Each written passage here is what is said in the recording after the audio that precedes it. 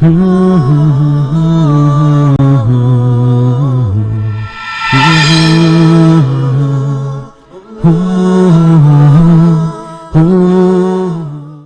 আলাইকুম ওয়া রাহমাতুল্লাহি ওয়া বারাকাতুহু। বিসমিল্লাহির রহমানির রহিম। আলহামদুলিল্লাহি রাব্বিল আলামিন ওয়াস সালাতু ওয়াস সালামু আলা সাইয়্যিদিল মুরসালিন নবিয়িনা মুহাম্মদ ওয়া আলা আলিহি ওয়া সাহবিহি আজমাইন, আম্মা বাদ। ফাকাদ ক্বালাল মুআল্লিফু রাহিমাহুল্লাহু তাআলা ওয়া আন ইবনে আব্বাস রাদিয়াল্লাহু আনহুমা আন্না রাজুলান জাআ ইলান নবী সাল্লাল্লাহু আলাইহি ওয়াসাল্লাম ফাকাল ইন্না ইমরাআতি লা তারুদ্দু ইয়াদা লামিস ফাকালা গাররিবহা ক্বালা আখাফু আন তাতবাআহা নাফসি قال فاستمتع بها رواه ابو داود والبزار ورجاله ثقات واخرجه النسائي من وجه اخر عن ابن عباس رضي الله عنهما بلفظ قال طلقها قال لا اصبر عنها قال فامسكها। মহান আল্লাহর সমস্ত প্রশংসা যে আল্লাহ পাক রব্বুল আলামিন উত্তম চরিত্র গঠন করার নির্দেশ দান করেছেন আর খারাপ কথা কাজ থেকে আল্লাহ পাক নিষেধ করেছেন, খারাপ পরিবেশকে বর্জন করতে বলেছেন। সালাত এবং সালাম নাযিল হুসেন মুহাম্মদ রাসূলুল্লাহ সাল্লাল্লাহু আলাইহি সাল্লামের ওপর, যিনি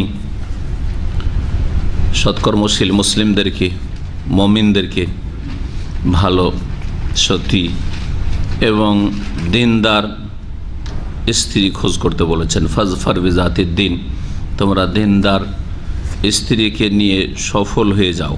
আমাদের আলোচনার বিষয়বস্তু বুলুগুল মারাম হাদিসে হচ্ছে লিআন সম্পর্কে দ্বিতীয় পর্ব। গত সপ্তাহে লিআন সম্পর্কে মোটামুটি বিস্তারিত লিআনের বিধান, লিআনের সংজ্ঞা, লিআনের শাব্দিক অর্থ, পারিভাষিক অর্থ এবং লিআনের কথা যে কোরআনে কারিমের সূরা নূরের কয়েকটি আয়াত রয়েছে, স্বামী স্ত্রীর মাঝে যেই লিআনের বিধানটি রয়েছে তা বর্ণনা করা হয়েছে। আজকে এর সাথেই সম্পর্কীয় কয়েকটি হাদিস রয়েছে, যে হাদিসগুলির ব্যাখ্যা হবে।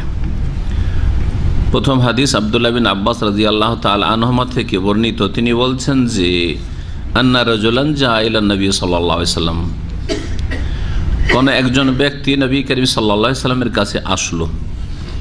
আসার পরে বলল যে ইন্না ইমরাআতি লা তারুদ্দু ইয়াদা লামিস, অভিযোগ করলো তার স্ত্রী সম্পর্কে যে আমার স্ত্রী একটু লজ্জা শরম কম। যে শব্দটি তিনি ব্যবহার করেছেন বা বাক্যটি ব্যবহার করেছে সেটার তর্জমা করি, তারপরে তার সঠিক ব্যাখ্যা করব। বলছেন যে আমার স্ত্রী স্পর্শকারীর হাত সরাই না, শাব্দিক অর্থ লা তারুদ্দু ইয়াদা লামিস, হাতকে রদ করে না। কেউ যদি তার দিকে হাত বাড়ায় তাহলে সেই হাতকে সে ফিরিয়ে দেয় না। আমাদের আঞ্চলিক ভাষায় বলে কথা এড়িয়ে যেতে পারে না, অথবা এই ধরনের কথাবার্তা আছে, মুখ এড়াতে পারে না, জি মুখ এড়াতে পারে না বলে না। কথাটি যদি এইভাবে সাধারণভাবে বোঝা যায় তো তার মানে যে সে অসতী মহিলা, আর কেউ যদি ব্যভিচারের প্রস্তাব দেয় তাতে রাজি হয়ে যায়, তাই না? কিন্তু আসলে এটি এর ব্যাখ্যা নয়। বললাম যে বাক্যটি ঠিক ওই রকম, কিন্তু এর অর্থ হচ্ছে যে একটু লজ্জা শরম কম, যার ফলে একটু অপর পুরুষের সাথে কথা বলতে লাগে, একটু ফ্রি হয়ে যায় কথা বলতে গিয়ে। অনেকে আছে লজ্জা পায়, লজ্জা শরম কম, যে কেউ সামনে আসলে কথা বলতে শুরু করলো, তার সাথে কথা বলে, কেউ কথা বললে তার সাথে গল্প করতে লাগে বা করতে লাগে, নির্জনের না কিন্তু লোকজনের সামনে। এই ধরনের একটু লজ্জা কম তার, এটা হচ্ছে এই হাদিসের ব্যাখ্যা। যেমন ভাষ্যকার বলছেন এবং সকল যারা ভাষ্যকার তারা এইভাবে ব্যাখ্যা করেছেন। আলমানা, এই হাদিসের অর্থ হচ্ছে আন্নাহা লাইসাত মিনাল্লাতি ইয়ানফুরনা, এই আমার স্ত্রীটি ওই সব মহিলাদের মতো না যারা পুরুষ দেখলে একটু লজ্জা পায়, তারপরে একটু দূরে থাকার চেষ্টা করে। হেসনা মিনার রেজালে, পুরুষ দেখলে দূরে সরে যায় এবং লজ্জা পায়, এইরকম না। এর মানে এই না যে লা আন্নাহা তাতিল ফাহিশাত, এর মানে এই নয় যে সে অশ্লীলতায় লিপ্ত হয় আর কেউ প্রস্তাব দিলেই তাতে সম্মতি প্রকাশ করে দেয়, এটা অর্থ নয়। ফাহাজা বাইদ, এটা হতেই পারে না। যদি এই অর্থই হয় তাহলে রাসূলুল্লাহ সাল্লাল্লাহু আলাইহি সাল্লাম তার প্রশ্ন বুঝে কি করে তাকে বলবেন যে এইরকম স্ত্রীকে রাখতে পারো, কারণ শরীয়তে এইরকম স্ত্রীকে রাখা জায়েজই নয়। নবী করিম সাল্লাল্লাহু আলাইহি সাল্লাম ওই লোককে বললেন তার অভিযোগের উত্তরে, গাররে ভা, তাকে দূরে করে দাও। এই হাদিসটিতে রয়েছে আবু দাউদে যে গাররে ভা, তাকে দূরে সরিয়ে দাও, মানে পৃথক করে দাও, তালাক দিয়ে দাও, ছেড়ে দাও। এই জন্য যারা বিদেশে থাকে আগন্তুক ব্যক্তি, অজানা ব্যক্তি, এমন পরিবেশে এমন সমাজে বসবাস করে যেখানে আপন পরিচিত আপনজন কেউ নেই, এইরকম লোককে গরিবুন বলে। হ্যাঁ, কোন ফিদ দুনিয়া কান্নাকা গরিবুন, এটা হচ্ছে আরবি গরিব, আর বাংলা আর উর্দু গরিব আবার আলাদা, বুঝেন না? ভাষা পরিবর্তন হলে শব্দের অর্থ পরিবর্তন হয়ে যায়, এটা যারা ভাষাবিদ তারা বুঝে, মানে কেউ বুঝেন না। একটা ভাষাকে সবইতে চালিয়ে দেয়। আমাদের দেশে মাদ্রাসা পড়া মৌলভী সাহেবরা, আরব দেশে যারা আসেনি তারা উর্দু মিডিয়াম পড়েছে মাদ্রাসায়, আর উর্দুতে যে শব্দগুলো আছে আরবি বানাইলে উর্দু শব্দ ঢুকায়, অথচ একটাই শব্দ যখন উর্দুতে ইউজ হয় তার অর্থ আলাদা, আর যখন আরবিতে এসে যখন ওর ব্যবহার হয় ইউজ হয় তখন তার অর্থ অনেক দূরে চলে যায়। অনেক সময়, কোনো সময় কাছাকাছি, কোনো সময় অনেক দূরে চলে যায়, কি থেকে কি অর্থ হয়ে যায়, বুঝা গেছে? তো উর্দুতে ये आदमी गरीब है, লোকটি গরিব, আমরা কি অর্থে ব্যবহার করি? দরিদ্রের অর্থে, তাই না? গুরবাত মানে হচ্ছে দারিদ্র, জি, অভাব। বাংলা উর্দু ভাষা, উর্দু থেকে বাংলা এসছে। আরবিতে গরিব মানে হচ্ছে অচেনা ব্যক্তি, কেউ চেনে না যাকে, সে এমন জায়গা আছে কেউ লোক চেনা জানার লোক নেই সেখানে, অপরিচিত ব্যক্তি। কোন ফিদ দুনিয়ায় এমনভাবে বসবাস করো, জীবন কাটাও যেন তুমি দরিদ্র, অপরিচিত। হ্যাঁ, অপরিচিত মানুষকে ওখানে থাকতে কখনো ভালো লাগবে না। ভালো লাগবে? এমন জায়গায় আপনাকে ফেলে দেওয়া হচ্ছে, একজন লোক আপনার সাথে কথা বলার নাই, যন্ত্র খুলে কারোর সাথে কথা বলবেন, হ্যাঁ, ওই রকম জায়গায় আপনাকে 1 মিনিট থাকতে ভালো লাগবে না। ঠিক ওই রকমই দুনিয়াটাকে আল্লাহ পাঠিয়েছেন। দুনিয়াতে যেই কাজে পাঠিয়েছে সেই কাজটা করো, আর এখান থেকে যে কোনো সময় ডাক হলে সাড়া দেওয়ার জন্য প্রস্তুত, লাব্বাইক বলার জন্য যে আল্লাহ হাজির আছি তোমার কাছে, এবং যেখানে যাচ্ছেন মওতের পরে সাড়া দিয়ে সেখানে কামিয়াব হতে পারবেন, এইরকম প্রস্তুতি নিয়ে আসো। কান্নাকা গরিব। আপনারা বিদেশে এসছেন, এখন অনেকে পরিচিত হয়ে গেছে, কিন্তু প্রথম যখন এসছিলেন অনেকের গোটা বংশের একটা লোকও নেই সৌদি আরবে, ঠিক না? পরিচিত বন্ধু বান্ধব কেউ নেই, এলাকার থানারও কেউ নেই, এমন জায়গায় এসে পড়েছেন। আর তাও যদি আবার মরুভূমিতে এসে পড়তে হয়, হ্যাঁ, ফার্মে অথবা বকরি ছাগল চড়াতে, তাহলে কি যে অবস্থা হয়, তাই না? আল্লাহ শুকরিয়া আদায় করেন যে অবস্থায় আছেন, যে আপনারা ওই সব জায়গায় না থেকে আল্লাহ পাক আপনাদেরকে শহরে রেখেছেন। যখন প্রথম এসেছিলেন কেমন লাগছিল? সকলে বাড়ি চলে যাবো, দেশে চলে যাবো, বিশেষ করে যদি বিয়ে করে এসে থাকেন, থাকবো না, টাকা পয়সা লস হচ্ছে কোনো চিন্তা নেই, থাকবো না, চলে যাব, মোটেই ভালো লাগে না, মোটেই ভালো লাগে না। জি হ্যাঁ, তো আপনারা হচ্ছেন গরিব আসলে। আরবিরা যে এখন বলছে মিসকিন, মানে বিদেশি মানে মিসকিন না, মিসকিন ওরা আবার ফকির অর্থে ব্যবহার করে না। মিসকিন মানে যাদের আপনজন কেউ নেই, আত্মীয় স্বজন নেই, মিসকিন না, মিসকিনের অর্থ নেই। মিসকিন মানে দরিদ্র। গরিব বলতে পারেন, গরিবের বহু বচন হচ্ছে গোরাবা। নবী সাল্লাল্লাহু আলাইহি ওয়াসাল্লাম ফাতুবা লিল গোরাবা, যারা গোরাবা, আগন্তুক ব্যক্তি, অপরিচিত ব্যক্তি, যাদেরকে কেউ চিনতে চায় না, পরিচয় নিতে চায় না, যাদের খাতির করতে চায় না, তাদের জন্য সুসংবাদ রয়েছে। ওই গোরাবা কারা? যারা সংখ্যালঘু থেকে কোরআন সুন্নাহর অনুসরণ করবে, সবাই শিরক বিদআত করে, একা তাওহীদ সুন্নাত প্রতিষ্ঠা করে। ফাতুবা লিল গোরাবা, যারা সংশোধনের কাজে, আল্লাযীনা ইউসলিহুনা মা ফাসাদা মিন উম্মতি, আমার উম্মতে যেসব বিগাড় পয়দা হয়েছে, ফাসাদ, বিপর্যয় সৃষ্টি হয়েছে, শিরক বিদআত আর কুসংস্কার ঢুকেছে, ধর্মের নামে গুমরাহি ঢুকেছে, সেগুলির যারা সংস্কারক, ইসলাহ করে, সংশোধন করে, তারা হচ্ছে গোরাবা। তাদের জন্য সুসংবাদ রাসূলুল্লাহ সাল্লাল্লাহু আলাইহি ওয়াসাল্লাম। তো গরিব, গোরাবা শব্দগুলি হাদিসে এসছে। তো দেখলেন বাংলা গরিব কেমন আর আরবি গরিব কেমন, ঠিক না? আচ্ছা, ওজিফা, ওজিফা মানে বুঝেন? ওজিফা মানে কি? আরবি ওজিফা আর উর্দু বাংলা ওজিফা। উর্দু আর বাংলা একই অর্থে আছে ওজিফা। ধর্মীয় দৃষ্টিকোণ থেকে যদি দেখেন তো বাংলা আর উর্দুতে ওজিফা হচ্ছে জিকির আজকার, কিছু খাস জিকির আজকার, এগুলি হচ্ছে ও সকাল সন্ধ্যার বা বিভিন্ন সময়ে পড়ার, হ্যাঁ, সুন্নতি হোক আর বিদাতি হোক, ওয়াজিফা মোট কথা। আর দুনিয়াবী দৃষ্টিকোণ থেকে যদি দেখেন তো ওয়াজিফা মানে হচ্ছে ভাতা। বাংলা আর উর্দুতে অমুক ওয়াজিফা পায়, ফলা আদমি কো ওয়াজিফা মিলতা হয়। এটা হচ্ছে ওই যে স্টুডেন্টরা যে মান্থলি ভাতা পায়, হ্যাঁ, স্কলারশিপের মাধ্যমে যারা স্টাইপেন্ড পায় না, ওই স্টাইপেন্ডটাকে বলে কি বলে? ওয়াজিফা বলে। কিসে? উর্দুতে আর বাংলাতে। আরবিতে ওয়াজিফা কাকে বলে জানেন? মুয়াজ্জাফ কাকে বলে জানেন? হ্যাঁ, কর্মচারী। আপনার স্টাফ যারা আছে কর্মচারী তাদেরকে কি বলে? মুয়াজ্জাফ।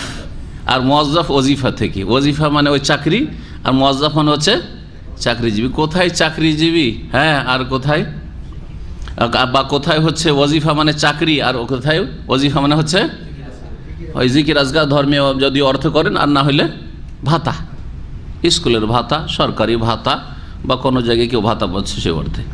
তাহলে ভাষা পরিবর্তন হলে অর্থ পরিবর্তন হয়ে যায়। গোরাবা, গার্রে ভা মানে ওকে দূর করে দাও।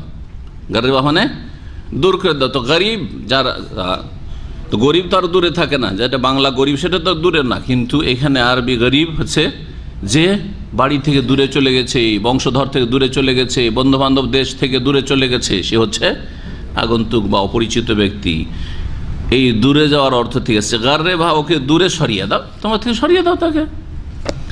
কালা, ওই লোক কিন্তু স্ত্রীকে খুব ভালোবাসত। অনেকে এরকম আছে, স্ত্রী ভালো না কিন্তু স্ত্রীকে ছেড়ে থাকতেও পারে না, হ্যাঁ, মার খেলেও ওকে ভুলতে পারে না, বুঝছেন? যে এরকম মানসিক মার খাচ্ছে, শারীরিক মার খাচ্ছে, অর্থের মার খাচ্ছে, মেলা রকম মার খাওয়া আছে। স্ত্রীর মার খাওয়া মানে শুধু লাঠির মার খাওয়ার না, হ্যাঁ, অর্থের মার খাচ্ছেন, টাকা পয়সা লুটে ফেলে দিচ্ছে, যা টাকা দিচ্ছেন সব শেষ, ওরই পেট ভরাইতে পারেন না, তো আর্থিক মাইর পড়ছে আপনার উপর। আছে না নেই? অনেকের স্ত্রী এরকম আছে, হাত খুব লম্বা, আপনি কৃপণতা করছেন, এক কাপ কাউকে চা খাওয়াইতে চান, একটা স্যান্ডউইচ খাওয়াইতে চান না, আর আপনার স্ত্রী যা পড়াচ্ছেন, বান্ধবীদেরকে নিয়ে, তার মা বোন, আপনার ভাই বোনের কোনো খাতির নেই আপনার বাড়িতে। এই সমস্যা আজকাল। আপনার ভাই বোন যদি যায় তো একবার তাকে খেতে দেবে না, থাকতে বলবে না, কিন্তু তার বোনেরা তার বাড়িতে থেকে স্কুল কলেজ পড়ছে, সবাই ভাইয়েরা আছে বংশধর, তার বংশধর ঠিক আসছে যাচ্ছে।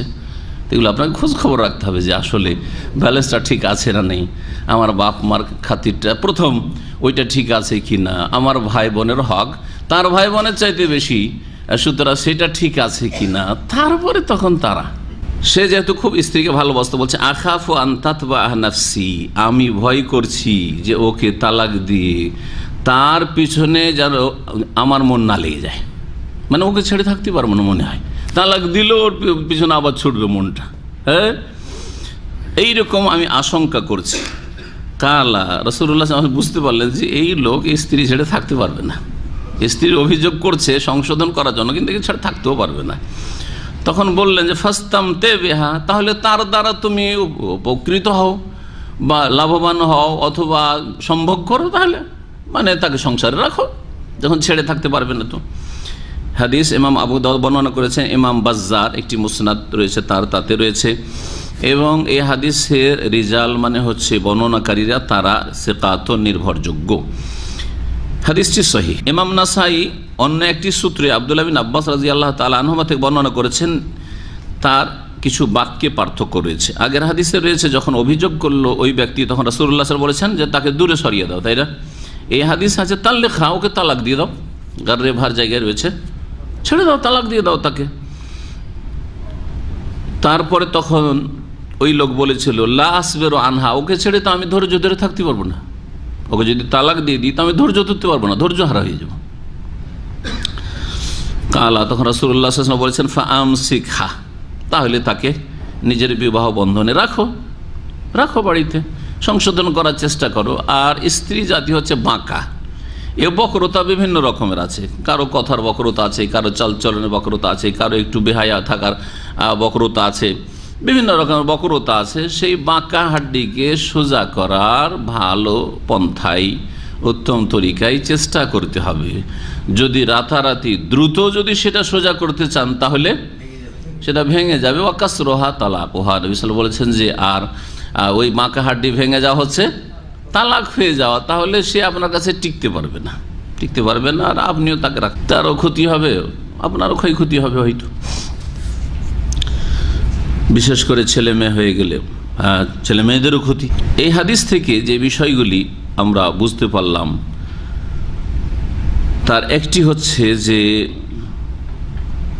নারী জাতি যাতে করে নিজের ইজ্জত সম্মানে রক্ষা করে, হেফাজত করে এবং বেগানা পুরুষদের থেকে দূরে থাকে, তাদের সাথে একাকার না হয়ে যায়, নির্জনতা অবলম্বন না করে, কর্মক্ষেত্রে একাকার হওয়া হোক অথবা শিক্ষার ক্ষেত্রে একাকার হওয়া হোক অথবা অফিসিয়াল ক্ষেত্রে একাকার হয়ে একসাথে বসে মিটিং করছে, যেমন আজকাল একসাথে পার্লামেন্টে বসে মাশাআল্লাহ পাশাপাশি একজন পুরুষ একজন মহিলা, জি, তাদের দিন ইসলামের কোনো পরোয়াই নেই, আখলাক চরিত্রের কোনো পরোয়াই নেই, আর তাদের লজ্জাও তার আগে ভেঙে গেছে। একটা মেয়ে যখন সহশিক্ষায় লেখাপড়া করে তো মাধ্যমিক পর্যন্ত শেষ হইতে হইতে অর্ধেক শেষ হয়, অথবা উচ্চ মাধ্যমিক পর্যন্ত অর্ধেক লজ্জা শেষ হয়ে যায়, আর কলেজ ইউনিভার্সিটি অনার্স করলেই পুরোটাই শেষ হয়ে যায়। মাস্টার্স করার সময় আর কিছু লজ্জা টজ্জা থাকে না, তারপরে পুরুষের সাথে চোখে চোখ মিলিয়ে আর এইভাবে দেখে আর হাসি মুখে কথা বলতে সব পারে। জি, যেটা পশ্চিমারা ইহুদি নাসারা মুসলিম মেয়েদের থেকে চাই, তাদের মেয়েদেরকে যেমন এইরকমই বিবস্ত্র করে ফেলেছে, রাস্তাঘাটে বের করে দিয়েছে, কলকারখানায় বের করে দিয়েছে, তেমন মুসলিম নারীদেরকেও বের করতে চায়। জি, আল্লাহ যেন হেফাজত করেন। আল্লাহ রাব্বুল আলামিন কোরআনে কারীমে সূরা আহজাবের আয়াত নম্বর 32 ইরশাদ করেছেন মহিলাদেরকে সম্বোধন করে, ফালা তাখদানা বিল কওল, তোমরা মিষ্টি সুরে কথা বলিও না, নরম করে কথা বলা। এমনি মহিলাদের আওয়াজটা হচ্ছে নরম, আকর্ষণীয়, মিষ্টি কথা। এখানে যদি একটা মহিলাকে বক্তব্য করতে লাগানো হয় তাহলে শুধু এই লোকটি থাকবে না, গোটা এলাকার লোক সব উঠে চলে আসবে, তাই না? জি হ্যাঁ, অথচ সব মুসলিম, তাই যদি হয়তো অমুসলিম হইলে সুবহানাল্লাহ। এখন যদি মার্কেটে গিয়ে এত ভিড়ভাড় আছে, এদের ডাকেন তো আসবে না, কিন্তু শুধু বলেন যে একটা মহিলা আসছে, এখন সব সে ওয়াজ মাহফিল মহিলার হোক আর গান মাহফিলই হোক আর নাচ মাহফিল হোক, যত আকর্ষণীয় মাহফিল হয় তত বেশি লোক সংখ্যা পাবে না। হচ্ছে মুসলিমদের চরিত্র। জি, কাফেরদের গর্তে ঢুকছে। আল্লাহ বলছেন যে নরম সুরে তোমরা কথা বলিও না, ফায়াতমা আল্লাযী ফী কলবিহি মারাদ, না হইলে ওই সব অসৎ লোক যাদের অন্তরে কুপ্রবৃত্তির ব্যাধি আছে, শাহওয়াতের ব্যাধি আছে, অবৈধ সম্পর্কের ব্যাধি আছে, সুযোগ পেলে অবৈধ সম্পর্কের চেষ্টা করবে, তারা লোভ লালসা করবে যে হতে পারে এখানে একটা চান্স লাগতে পারে, জি, এই করবে। তো যারা এইরকম চরিত্র তাদের ব্যাধিগ্রস্ত। মার্কেটে যখন বিভিন্ন প্রতিষ্ঠানের নার্সগুলো অথবা কাজের মেয়েগুলো, কোম্পানির মেয়েগুলো এসে নামে, দেখবেন যে এক শ্রেণীর ওই ময়লা আবর্জনা পেশাব পায়খানার মাছি চরিত্রের মানুষ, পেশাব পায়খানাতে মাছি যে ভ্যানভ্যান করে ওই চরিত্রের মানুষগুলিকে দেখবে আল্লাহ ভ্যানভ্যান করছে, ওই রকমই যেমন পায়খানার ওপর দেখেন মাছি ভ্যানভ্যান করে। একই অবস্থা মার্কেটে, একই অবস্থা, তাকাইতে আছে, এই দিক থেকে শুরু করেছে চলে যায় যত দূর পর্যন্ত নজর যায় চলছে। যারা চোখের হেফাজত করতে পারে না, চোখ যা দেখে তা অন্তরে নামিয়ে দেয়, আর অন্তরে নেমে যাওয়ার পরে তখন অন্তর ব্যাধিগ্রস্ত হয়, অন্তর তখন রোগাক্রান্ত হয়ে যায়। কান যা শোনে, অশ্লীল কথা শোনে, কান অন্তরে নামায়, তারপরে অন্তর ব্যাধিগ্রস্ত হয়। জি, জবানে যে কথাগুলি বলেন, যদি কারোর সাথে কোনো মহিলার সাথে কথা বলেন, পেয়ে গেছেন টেলিফোন আর যোগাযোগ হয়ে গেছে, ইসলামের নামে হোক আর দাওয়াতের নামে হোক আর কোনো কিছু শিক্ষা দেওয়ার নামে হোক, অথবা ভুল করে মিস কল চলে এসছে, যেভাবে হোক একটা কথা বলার সুযোগ হয়েছে, অথবা একটু পরিচয় হয়ে গেছে, যেভাবে হোক না কেন, যখন কথা বলা অভ্যাস হবে, এই কথা বলা কি করবে? কথা বলা আপনার ধীরে ধীরে এর তাসির, এর প্রতিক্রিয়া অন্তরের ওপর হবে, অন্তরে নামাবে সেই সব অসৎ উদ্দেশ্য, এর মাধ্যমে অন্তর রোগাক্রান্ত হবে। এইভাবে মানুষের অন্তর কি হয়ে যায়? ব্যাধিগ্রস্ত হয়। ফায়াতমা আল্লাযী ফী কলবিহি মারাদ, অন্তরের এক ব্যাধি হচ্ছে শুবহাত, সংশয়ের ব্যাধি, যেটা কাফেরদের অন্তরে রয়েছে, মুশরিকদের অন্তরে রয়েছে, তারপরে মুশরিক বিদাতীদের অন্তরে রয়েছে, আর রয়েছে যারা চরমপন্থী উগ্রবাদী তাদের অন্তরে রয়েছে সংশয়। ইসলাম বুঝতে গিয়ে ভুল করেছে, হয় ইসলামকে অস্বীকার করেছে, অথবা ইসলাম বুঝতে গিয়ে শিরকের ধর্ম পালন করে, ইসলাম বুঝতে গিয়ে রসুলের আদর্শের উপর আমল না করে, সুন্নতি দিনের বাস্তবায়ন না করে বিদাতি ধর্ম পালন করে, আর না হইলে ইসলামের কোরআন হাদিসের সেই দলিলগুলি বুঝতে গিয়ে উগ্রপন্থা অবলম্বন করে, যেমন খারেজিরা নিজেরাই জিহাদ, এইভাবে গোমরা হয়। তো এদের অন্তরে এই শ্রেণীর যারা গোমরা পথভ্রষ্ট লোক, তাদের অন্তরে কিসের রোগ রয়েছে? না, শুবহাত, সংশয়ের রোগ রয়েছে। কোরআনে কারিমে 2 রোগের কথা আল্লাহ উল্লেখ করেছেন। সূরা বাকারা প্রথমখানে পড়েন ফি কুলুবিহিম মারাদুন, মুনাফিকদের আলোচনা, তাই না? তো মুনাফিকদের অন্তরে, যারা অন্তর থেকে বিশ্বাস করে না কিন্তু মুখে বলে লা ইলাহা ইল্লাল্লাহ, তাই না? জাতিতে মুসলিম কিন্তু ইসলামের শত্রু, ওরা মুনাফিক। মুসলিম দেশে বাস করে, দুনিয়ার কিছু লাভ হাসিলের জন্য তারা নিজেকে ফেস করে যে মুসলিম, হজ টজে চলে আসে, ওমরা করে, কখনো ইসলামের মুসলিমকে খুশি করার জন্য কখনো পক্ষেও বলে দেয়, কিন্তু ভিতরে বিদ্বেষ আর শত্রুতা ইসলাম আর মুসলিমের বিরুদ্ধে ভরা আছে। এদের অন্তরে কি রয়েছে? ফি কুলুবিহিম মারাদ, আল্লাহ বলছে তাদের অন্তরে রোগ আছে, ব্যাধি আছে। ফাজাদাহুমুল্লাহু মারাদা, আল্লাহ তাদের যেন রোগকে আরো বৃদ্ধি করে দেন। এইরকম একাধিক জায়গায় রয়েছে এই রোগের কথা। আর এই আয়াতে সূরা আহজাবে রয়েছে কোন রোগের কথা? শাহওয়াত, কুপ্রবৃত্তি, মনের অবৈধ লোভ লালসা, অবৈধ কামনা বাসনা, হারাম, জি নাজায়েজ কামনা বাসনা। মনের জায়েজ বাসনাও আছে, মনের জায়েজ বাসনা আছে, খিদা লেগেছে খাবেন, পিপাসা লেগেছে পান করবেন, সাবালক হয়েছেন বিয়ে করবেন, ইত্যাদি ইত্যাদি। আপনার পকেটে পয়সার প্রয়োজন রয়েছে, রোজগার করবেন।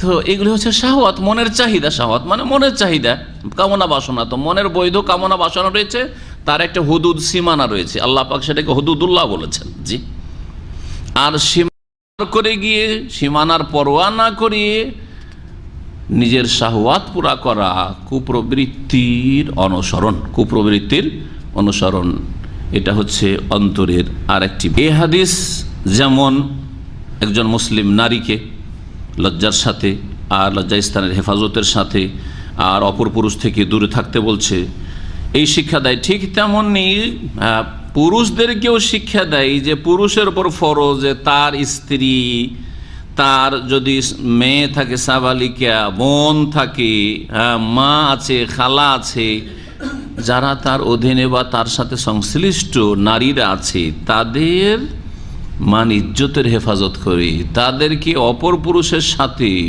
এইরকম ভাবে দেখা সাক্ষাতের সুযোগ করে দেবে না, ওঠা বসার সুযোগ করে দেবে না, বা যোগাযোগের সুযোগ দেবে না। আজকাল ইন্টারনেট হাতে তুলে দেওয়া যুবতী মেয়েদের বা বোনদের, তারপরে আপনার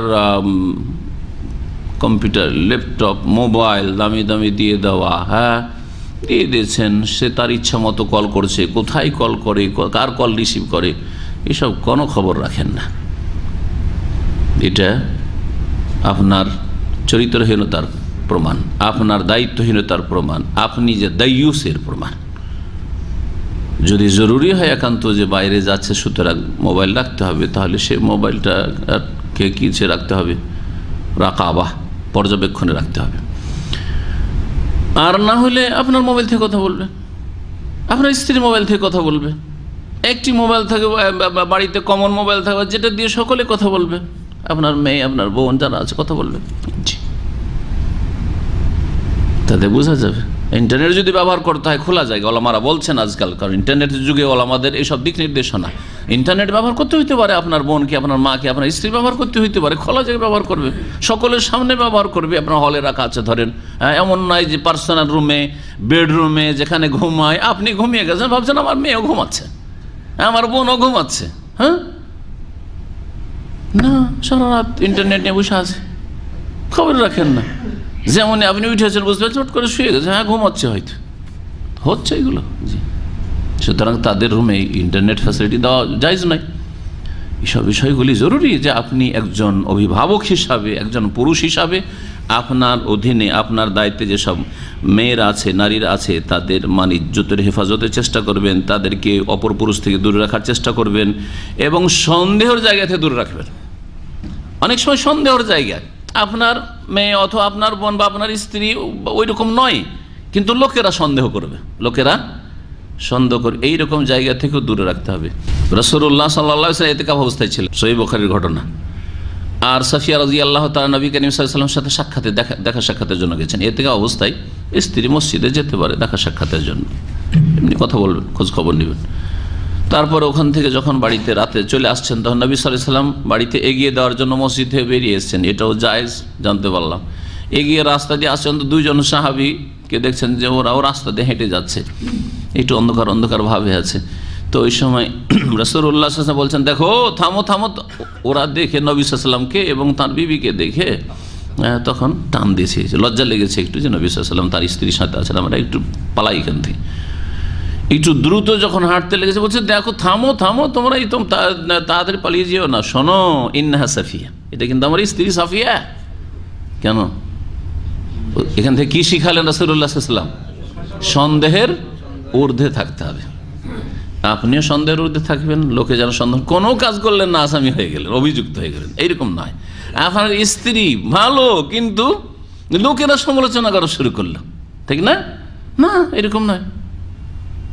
যতই ভালো হোক না কেন সন্দেহের জায়গা থেকে দূরে থাকতে হবে এবং দূরে রাখতে হবে, এটা হচ্ছে শরীয়তের একটি বিধান। এইরকম এই হাদিস থেকে জানতে পারলাম যে কোনো পুরুষের জন্য জায়েজ নয় যে যে মহিলা লজ্জা শরম কম এবং নরম প্রকৃতির, একটু কোনো অফার পেলেই হয়তো দুর্বল হয়ে যাবে, এইরকম স্ত্রী রাখা ঠিক নয়। হয়তো সে ব্যভিচারকারিণী নয়, কিন্তু এত নরম প্রকৃতির যে কারো মুখের কথা ফেলতে পারে না। শোনো শোনো শোনো, থেমে গেল, এই আপনার তোমার সাথে একটু কথা আছে, তোমার সাথে কথা আছে, একটা গ্রামের একটা কোনো যুবক ছেলে বলছে, কথা বলতে লাগলো। আরে এটা খারাপ চরিত্র, যতই ভালো হোক না কেন ভালোটাই ধীরে ধীরে খারাপ হয়ে যাবে। তো এইরকম যদি দেখেন চরিত্র, তো এইরকম স্ত্রীকে রাখা ঠিক নয় যে সহজেই কোনো পুরুষের সাথে কথা বলতে লাগবে এবং তার সাথে ভালোবাসা প্রকাশ করতে লাগবে, অথবা তার সাথে বসতে বলে বসে বসে বসে একটু চা খেয়ে যাও, চা খেয়ে যাও, বসে গেল চা খেতে। হ্যাঁ, আজকাল প্রতিবেশীদের যদি স্বামী না থাকে, অসৎ লোক চা খেতে আসবে, এই চা খেতে আসার নামে তখন কত কি হচ্ছে। জি, কেন চা খেতে যাবে? স্বামী নেই বাড়িতে, কেন চা খেতে যাবে অপরের বাড়িতে? জি, ওয়াকারনা ফি বুয়ুতিকুম, নিজের বাড়িতে বসো, আল্লাহ বলছেন। হতে পারে যে আপনাকে চায়ের দাওয়াত দিয়েছে, আর ওর বাড়িতে যেই সময় যাচ্ছেন সেই সময় ওই সময় অসৎ লোক ওই সময় দেখেছে, যে সময় তার স্ত্রী নেই বা কোনো মহিলা নেই, ওই সময় পুরুষ ডেকে দিয়েছে আর ওই মহিলা চলে যায়, মানে। তো এগুলো থেকে বেঁচে থাকতে হবে। যদি এইরকম হয় তাহলে প্রথম উপদেশ দিতে হবে স্ত্রীকে, বিয়ে করেছেন কিন্তু চরিত্র দেখছেন একটু দুর্বল, নরম চরিত্রের মানুষ, হ্যাঁ, তাহলে উপদেশ দেবেন, বুঝাবেন। ফাইনলাম তাস্তাকিম, যদি সোজা না হয়, চালচলন সোজা হচ্ছে না, ফাল আফজাল ফিরাকহা, নির্লজ্জ, বেহায়া, বেপর্দা মহিলা থেকে দূরে সরে যাওয়া, তালাক দিয়ে দেওয়াটাই উত্তম, ফরজ নয় এখানে, উত্তম। কিন্তু যখন নিশ্চিত হয়ে যাবেন যে এর আসলই চরিত্রে খারাপ, ব্যভিচারে লিপ্ত, প্রেমে লিপ্ত, অথবা ফরজ ইবাদত বন্দেগীতে বড়ই ত্রুটি আছে, নামাজ 5 ওয়াক্ত পড়ে না, আমি থাকলে পড়ে আর না থাকলে পড়ে না, বলছেন যে আবি তাকসির বিল ওয়াজিবাত মিনাত তাআত কাসসালাওয়াতিল খামস, 5 ওয়াক্ত নামাজ, রমজানের রোজা ঠিকভাবে রাখে না, একটু বাহানা চাই শুধু ছেড়ে দেওয়ার, ফায়াজিবু আলাইহি ফিরাকুহা, তাহলে এইরকম স্ত্রীকে তালাক দেওয়া ফরজ। বেনামাজি স্ত্রীকে তালাক দেওয়া ফরজ, যেমন বেনামাজি স্বামীর কাছ থেকে তালাক নেওয়া ফরজ। এটা হচ্ছে শরীয়তের আসল মাসআলা। জি, ওয়ালা ইয়াহিল্লু লাহু আইয়ামসাকুহা, আর বেনামাজি এইরকম ফরজ ত্যাগকারিনী, যে কোনো ফরজ ত্যাগ করে, মোটেই পর্দা করতে চায় না, মোটেই মাথা ঢাকতে চায় না, মাথা ঢাকা ফরজ, চেহারা ঢাকায় নয়, ইখতিলাফ আছে, চেহারা ঢাকা মুস্তাহাব অথবা ফরজ, ইখতিলাফ আছে ওলামাদের। সেই জন্য আপনার স্ত্রী একটু মাসলা জেনে ফেলেছে যে কারো কারো ফতোয়া আছে চেহারাটা ঢাকা মুস্তাহাব, সেইখানে আপনার সাথে দ্বিমত করতে পারে, কিন্তু মাথা চুল ঢাকা ফরজ। হ্যাঁ, কাঁধ ঢাকা ফরজ, পেট পিঠ ঢাকা ফরজ, শাড়ি পরবে, পেট পিঠ ঢাকবে না, চুল ঢাকবে না, ওড়না রাখবে কাঁধে। তো এইরকম স্ত্রী ফরজ তরক করছে, তাহলে জায়েজ নয় যে এরকম স্ত্রীকে প্রথম উপদেশ দেবেন, না শুনলে তালাক দেওয়া ফরজ। জি, আবু হুরায়রা রাদিয়াল্লাহু তাআলা আনহু থেকে বর্ণিত দ্বিতীয় হাদিস, আন্নাহু সামিয়া রাসূলুল্লাহ সাল্লাল্লাহু আলাইহি ওয়াসাল্লাম, তিনি রাসূলুল্লাহ সাল্লাল্লাহু আলাইহি ওয়াসাল্লামকে বলতে শুনেছেন, হিনা নাজালাত আয়াতুল মুতালাইনাইনে, দুই লিআনকারী স্বামী স্ত্রী, যে লিআনকারী, এই লিআনকারী স্বামী স্ত্রী সম্পর্কে যখন আয়াত নাজিল হইল, তখন রাসূলুল্লাহ সাল্লাল্লাহু আলাইহি ওয়াসাল্লাম এই হাদিসটি বলেছিলেন, আইয়ুমা ইমরাআতিন আদখালাত আলা কওমিন মান লাইসা মিনহুম, কোন নারী যদি কোন সম্প্রদায়ের ভিতরে এমন সন্তানকে ঢুকিয়ে দেয় যেই সন্তান সেই সম্প্রদায়ের বা সেই বংশের নয়। কেমন করে ঢুকাবে? এক মহিলা কোন বংশে এমন ছেলেকে, এমন শিশুকে ঢুকিয়ে দিল যে ছেলে ওই বংশের না, কেমন করে ঢুকাবে? ব্যভিচারের মাধ্যমে। স্বামীর যদি বীর্যতি হয় তাহলে তো সেই বংশের, কিন্তু অপরের সাথে ব্যভিচার করেছে আর স্বামীর ছত্র ছায়, স্বামী থাকে বিদেশে আর পরকীয়ায় লিপ্ত, অথবা স্বামী দেশে থাকে, যখন চোখের আড়ালে যায় তখন আর কারোর সাথে সম্পর্ক, এইভাবে গর্ভধারণ করলো। তারপরে এমন এক ছেলেকে ঢুকিয়ে দিল এক বংশে, যে বংশের আসলে এই বীর্য নয়, অন্য বংশের বীর্য এটা। এই অপরাধ যদি করে, এমনি জেনা হচ্ছে হারাম, কিন্তু এই জেনা আরো বড় পাপ, দুটোই হারাম, দুটোই কবিরা গুনাহ, দুটোই দুনিয়া আখিরাতে লানতের এবং আযাব আর গজবের কারণ, কিন্তু তারপরেও তাতে পার্থক্য রয়েছে। এই ক্ষেত্রে সে অনেকগুলি ক্ষতি করলো। একটা অন্য বংশের সন্তান আর এক বংশে এনে ঢুকিয়ে দিল, এর মাধ্যমে অনেক ক্ষতি করলো। সেই জন্য শাস্তি কি? ফালাইসাত মিনাল্লাহি ফি শাই, ওই মহিলার আল্লাহর সাথে কোনো সম্পর্ক নেই। যে হারাম বীর্য দ্বারা গর্ভধারণ করবে আর নিয়ে এসে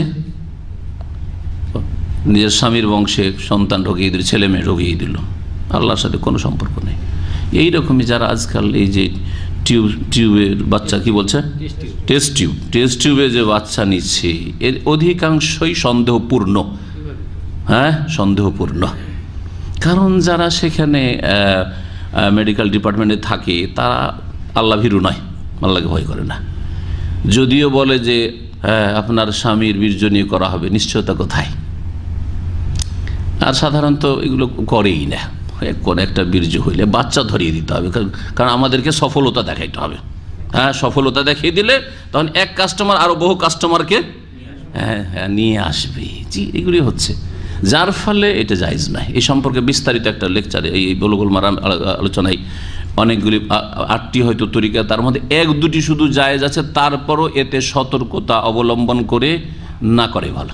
আল্লাহ দেননি, আপনার তকদিরে নেই, কিন্তু এইভাবে বাচ্চা নেওয়া বড়ই ঝুঁকিপূর্ণ। যে এটা আসলে কি স্বামীর বীর্য থেকে, না সেখানে খেয়ানত করেছে মেডিকেল টিম। ওয়ালাম ইউদখিল আল্লাহু জান্নাতাহু, এবং আল্লাহ এই মহিলাকে জান্নাতে প্রবেশ করাবেন না, আল্লাহ জান্নাত দেবেন না। ওয়াইয়ুমা রাজুল, এই তো হলো ওই মহিলার শাস্তি, যে মহিলা জিনা ব্যভিচারের মাধ্যমে নিজের স্বামীর সাথে সম্পৃক্ত করলো অন্যের ছেলেকে। ওয়াইয়ুমা রাজুলিন জাহাদা ওয়ালাদহু, আর যে কোনো পুরুষ যদি তার ছেলেকে অস্বীকার করে যে এটা আমার ছেলে না, এটা আমার মেয়ে না, ওয়ায়ানজুর ইলাইহি, অথচ সে তাকে দেখছে এবং তার কাছে কোনো স্পষ্ট দলিল প্রমাণ নেই যে আসলে এটা ব্যভিচারের মাধ্যমে এসছে, কোনো দলিল নাই, এমনিতে সন্দেহের ভিত্তিতে যদি অস্বীকার করে নিজের ছেলে মেয়েকে, ইহতাজাব আল্লাহ, তাহলে দেখেন আল্লাহ পাকের আযাব সকলের জন্য, আল্লাহ পাক রব্বুল আলামিনের বিচার সকলের জন্য।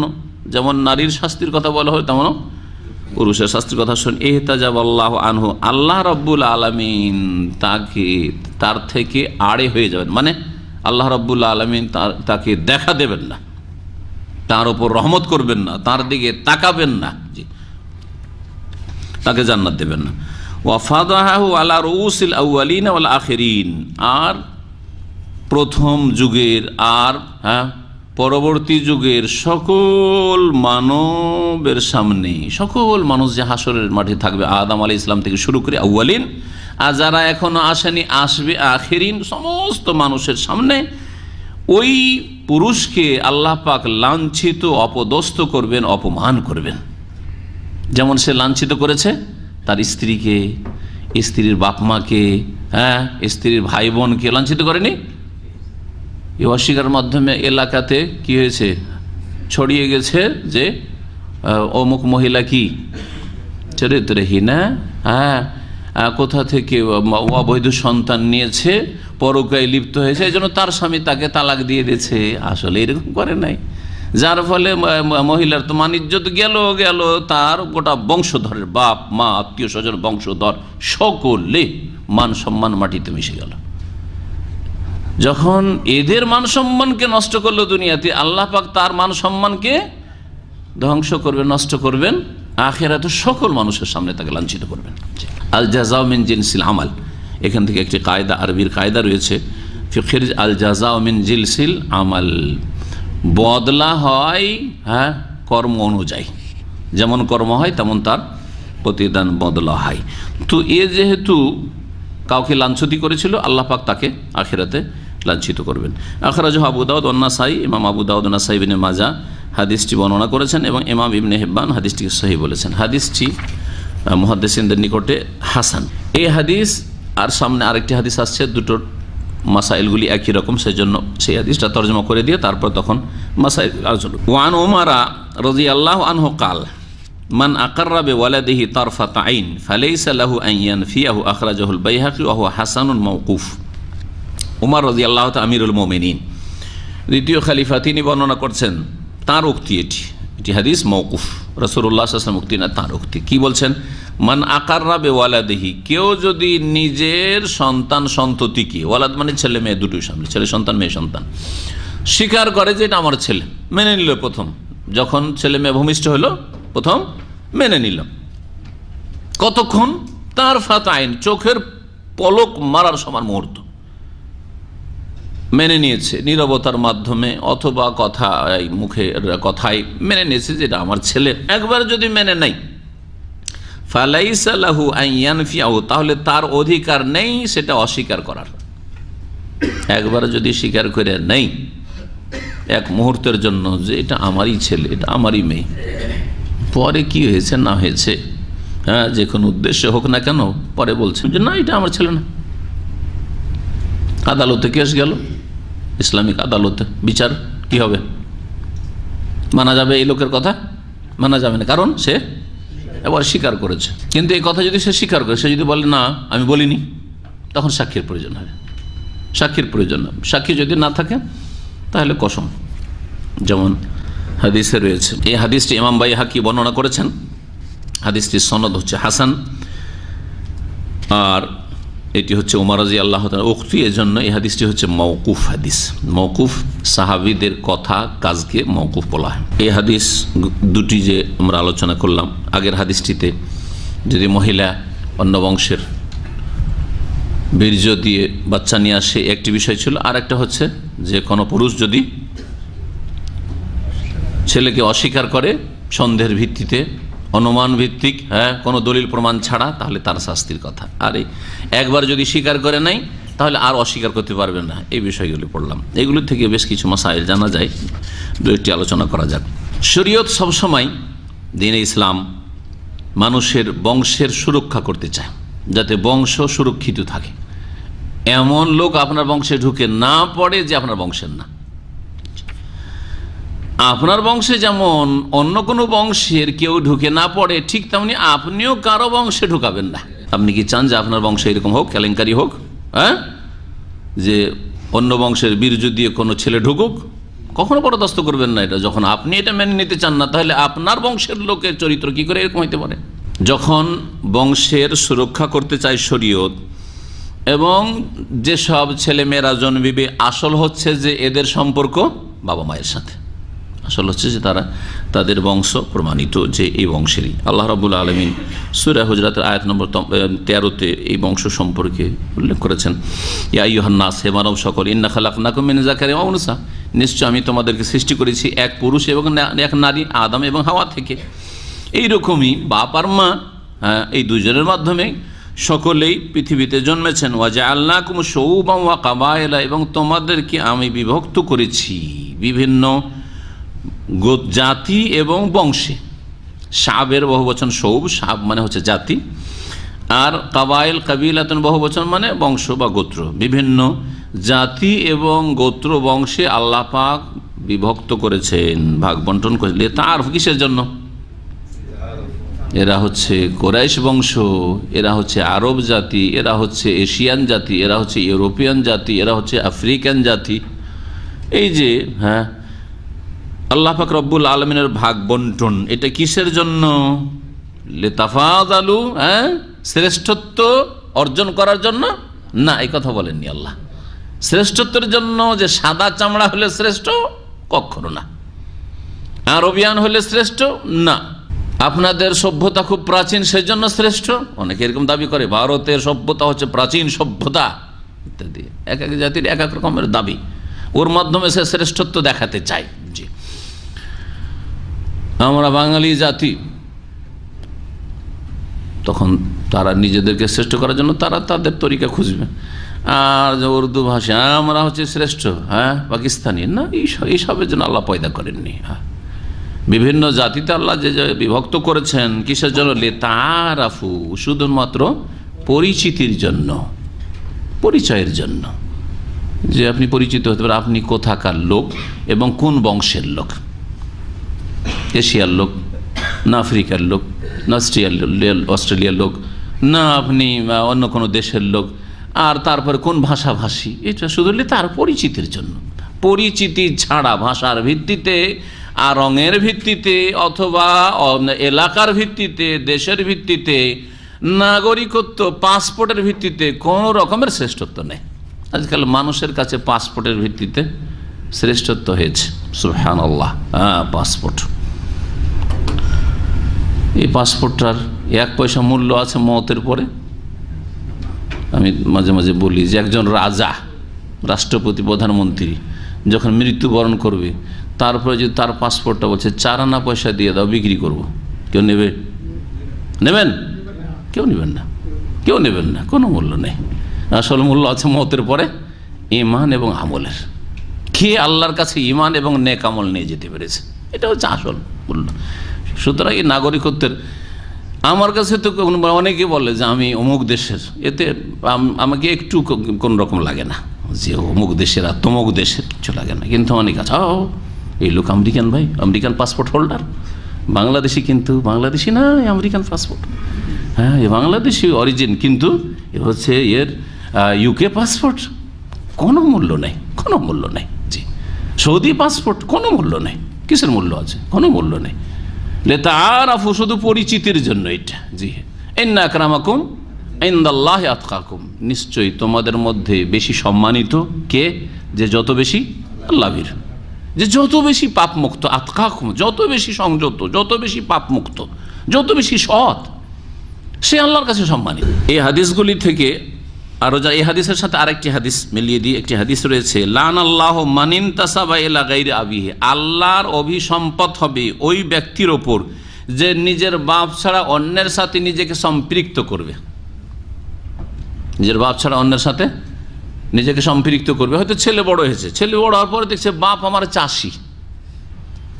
অনেকে আছে পিএইচডি করে নিয়েছে, বড় বড় ডাক্তার, ইঞ্জিনিয়ার হয়ে গেছে, কিন্তু বাপ ওই কৃষক, অথবা বাপ হইতে পারে না, রিক্সা চালকের ছেলেও হইতে পারে, বড় হইতে পারে।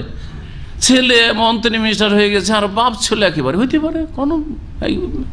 দেখেন ওবামার ইতিহাস পড়ে দেখেন, কোথায় তার জন্ম, আর কোথা থেকে কীভাবে গিয়ে পৌঁছে গিয়ে সে আমেরিকা রাষ্ট্রপতি হয়ে গেল, তাই না? তো কথা হচ্ছে যে হতে পারে রিক্সা চালক, এত বড় হয়ে যাওয়ার পরে পরিচয় দেব যে আমার বাপ অমুক, আর লোকেরা জানবে যে আরে অমুকের বাপ হচ্ছে রিক্সা চালক। না না, এটা মান সম্মানের ব্যাপার। তখন টাইটেল বাড়িয়ে দিল। আমাদের দেশের এটা শুধু সাধারণদের রোগ না, এক শ্রেণী হুজুর পীরদের রোগ আছে। আওলাদের রসুল, আমরা আল কোরাইশি, কথা বলছি, আমরা হচ্ছে কোরাইশি, আমরা হচ্ছি ওই হাসানি, হাসান বংশের, আমরা হুসাইনি, আমরা সিদ্দিকি, আমরা ফারুকি, ভারতে আর পাকিস্তানে বাংলাদেশে এরকম বহু আছে। জনপুরি বলছে আওলাদে রসুল, প্রমাণ কোথায় যে আওলাদে রসুল? আর যদি রসুলের বংশেরই হন, তোর বংশের ভিত্তিতে যদি ফজিলত হইতো, এই ফজিলত থেকে আবু তালেব, আবু লাহাব মোটেই বঞ্চিত হইতো না। তাহলে আল্লাহ বলতেন না যে তাব্বাতি আদা আবি লাহাব ওয়া তাব, তাই না? না, বংশ কোনো কিছু এগিয়ে দিতে পারবে না, কোনো কিছুতে এগিয়ে দিতে পারবে না। তারপরে বংশের প্রমাণ লাগবে, বিনা প্রমাণে শুধু বলবেন যে আমি অমুক বংশের। এর জন্য শুনেন, যদি কেউ বিনা দলিল প্রমাণে অনুমান ভিত্তিক বলে যে আমরা হচ্ছি ওই বংশের লোক, তাহলে ওর ওপর আল্লাহর লানত রয়েছে। এলাকায় আবি মানে শুধু বাপ নয়, বংশ, ওটা বংশকে বোঝানো হয়েছে। আপনি ছোট বংশের, কিন্তু ভাবছেন আমি এই ছোট বংশে সারা জীবন থেকে যাব, আমাকে লোকেরা বলবে যে ওই বংশ, ওই বংশ না ভাই, আমরা হচ্ছে চৌধুরী বংশ, আমার হচ্ছে ভূঁইয়া বংশ। ভূঁইয়া বুঝেন, মানে জমিদার। ওরা ভূঁই মানে জমি, হ্যাঁ, ভূঁইয়া মানে আমরা ছিলাম জমিদার, এটা বুঝাতে চাইছে, হ্যাঁ, ইত্যাদি ইত্যাদি। কোনো মহিলা যদি খেয়ানত করে, বিশ্বাসঘাতকতা করে, পরকীয়ায় লিপ্ত হয় এবং অন্য কোনো পুরুষের মাধ্যমে গর্ভধারণ করে এবং সেই ছেলেকে তার স্বামীর সাথে সম্পৃক্ত করে, এর মাধ্যমে কি হবে?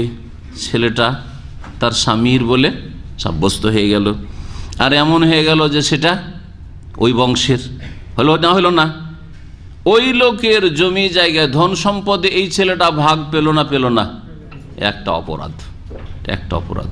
আর একটা অপরাধ শুনেন, ওই বংশের ছেলেটা সাবালক হইল, সাবালক হওয়ার পর ওই বংশের ওর বাপের যে বোন, ওইটা তখন কে হইল? যাকে বাপ বলে বলা হচ্ছে, কিন্তু আসলে তো সেটা বাপ না। ওর বাপের বোনগুলো ফুফু বলছে, কিন্তু আসলে কি ফুফু? আসলে ফুফু ফুফু নাই। তাহলে ওই ওদেরকে দেখছে, ওদের সাথে দেখা সাক্ষাৎ করছে, ওদের সাথে নির্জনতা অবলম্বন করছে, ওদেরকে নিয়ে সফর করছে, সব হারাম হচ্ছে না? হচ্ছে না? হ্যাঁ, গায়ের মাহারাম মাহারাম হয়ে গেল। জি, গায়ের মাহারাম মাহারাম হয়ে গেল। যাদের ধন সম্পদ আছে, যার অল্প স্বল্প আছে না, অল্প স্বল্প নিয়ে গেল ভাববেন, তারপরও তার কাছে অল্প স্বল্পর মূল্য আছে। কিন্তু যে কোটি কোটি টাকার সম্পদের মালিক, একটা অবৈধ জারজ সন্তান এসে কোটি কোটি টাকা নিয়ে গেল, আসলে এক পয়সা পর হক রাখে না, ঠিক না? কিসের জন্য? এই পরকীয়ার কারণে। তারপরে কত হারাম দেখছে এই বংশের মহিলাদেরকে, একটিও যাদেরকে যাদের মাহারাম বলে দাবি করছে সে তাদের মাহারাম নয়, আসলে এই ছেলেটি অপর বংশের নুতফা দিয়ে পয়দা হয়েছে। এইরকম বহু ক্ষতির দিক রয়েছে। জি, বহু ক্ষতির দিক। এই মহিলার জন্য আল্লাহ পাক রব্বুল আলামিনের পক্ষ থেকে কঠোর শাস্তি রয়েছে, এবং আন্নাল্লাহ বারিউম মিনহা, আল্লাহ তার থেকে সম্পর্ক ছেদ করেছেন। আল্লাহর সাথে এইরকম মহিলার যারা পরকীয়ায় লিপ্ত হয় তাদের সাথে কোনো আল্লাহর সম্পর্ক নেই। এবং আল্লাহ রব্বুল এইরকম মহিলাকে, এইরকম চরিত্রহীনাকে জান্নাত থেকে বঞ্চিত রাখবেন। এই ছেলেটি এই বংশের অন্তর্ভুক্ত হইল, অথচ এই বংশের না, এবং সমস্ত যে অধিকারগুলি বংশের রয়েছে সেগুলি হাসিল করলো।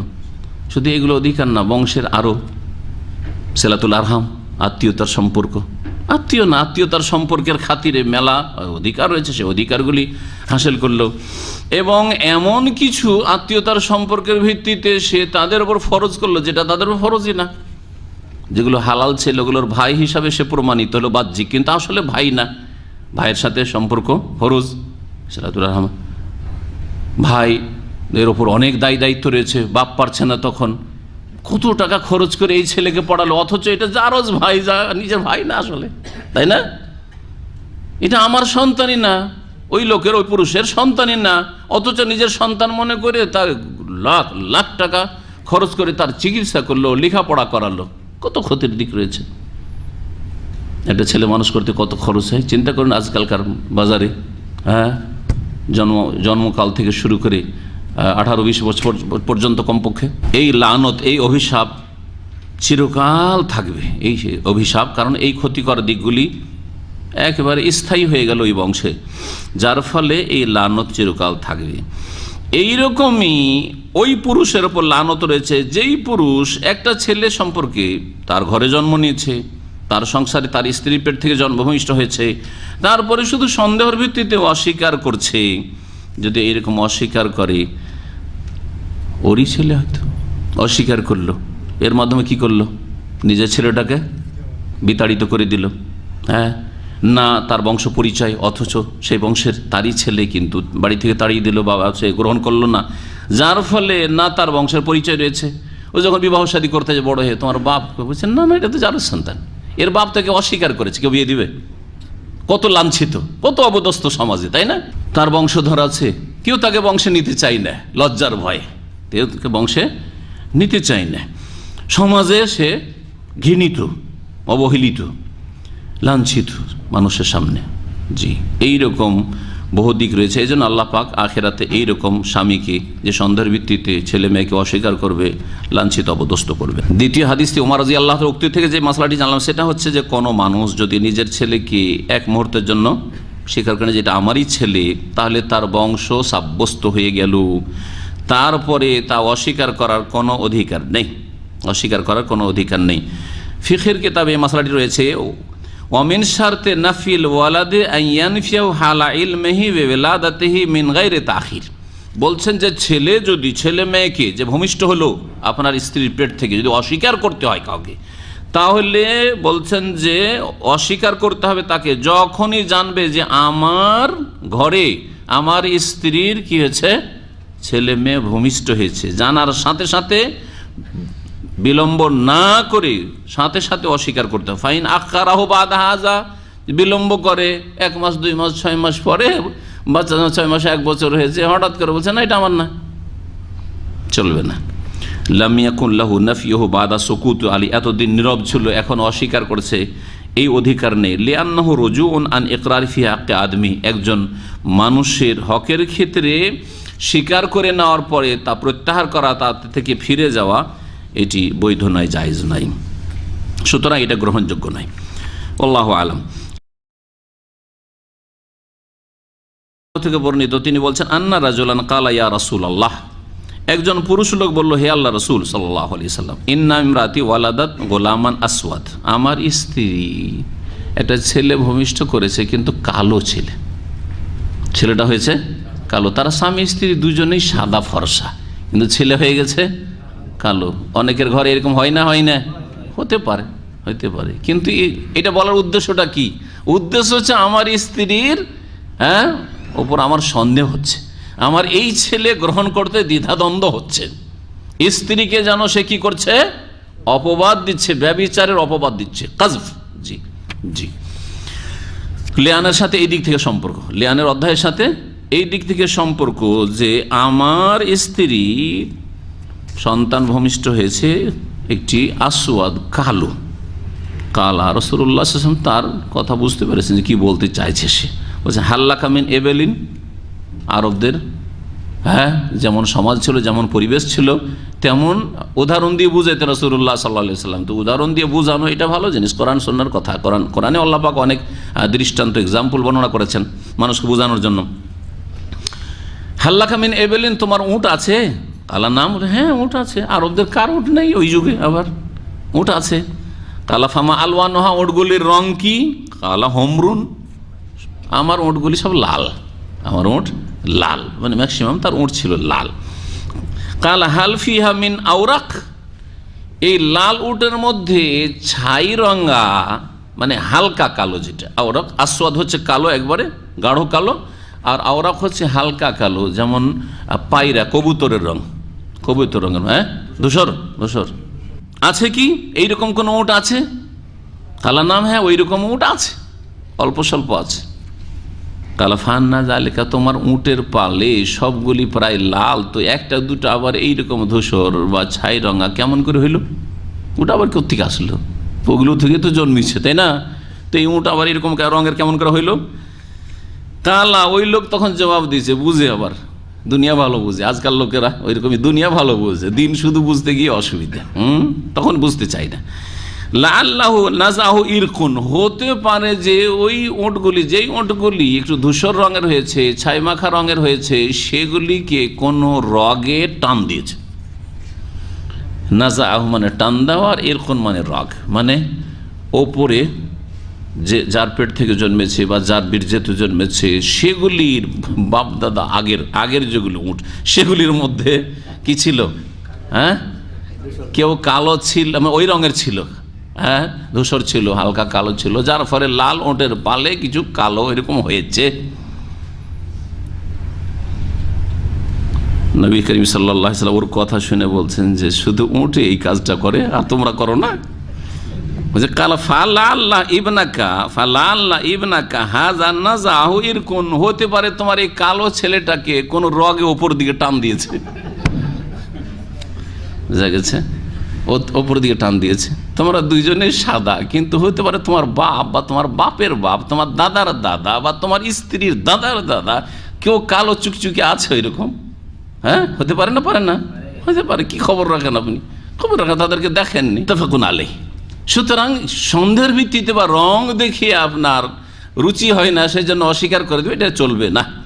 মুত্তাফাক বুখারী মুসলিমের হাদিস। অফি রিওয়ায়াতিল মুসলিম, সহিহ মুসলিমের একটি বর্ণনা রয়েছে, ওয়াহুয়া ইউআররিজু বিআন ফিয়াহু, সে ইঙ্গিত করছিল যে সে অস্বীকার করতে চাই ছেলেকে, ইশারা ইঙ্গিতে, ইয়া রাসূলুল্লাহ আমার স্ত্রীর পেট থেকে কালো বাচ্চা হয়েছে।